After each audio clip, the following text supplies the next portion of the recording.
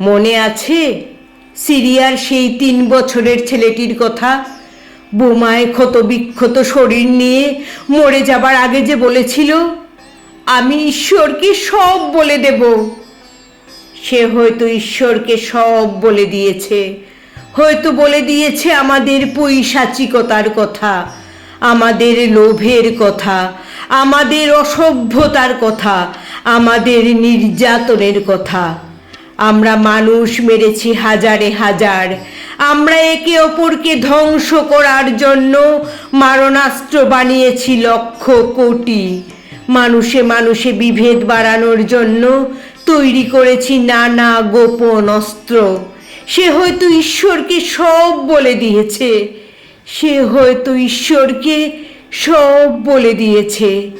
বলেছে সেই পাখিটির কথা যে আর আকাশে ওড়ে না, বলেছে সেই আকাশের কথা যে একদিন নীল ছিল, বলেছে সেই বাতাসের কথা যে একদিন নির্মল ছিল, বলেছে সেই পৃথিবীর কথা যে একদিন সবার ছিল।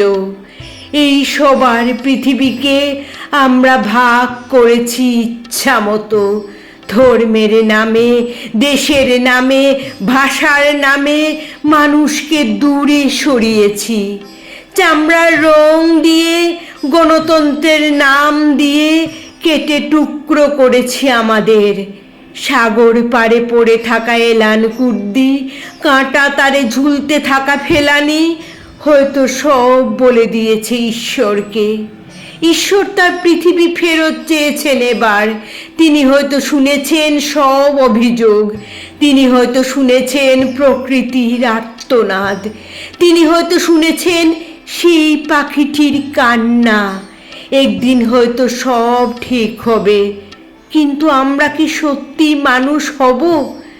আমি ঈশ্বরকে সব বলে দেব, আমি ঈশ্বরকে সব বলে দেব, আমি ঈশ্বরকে সব বলে দেব।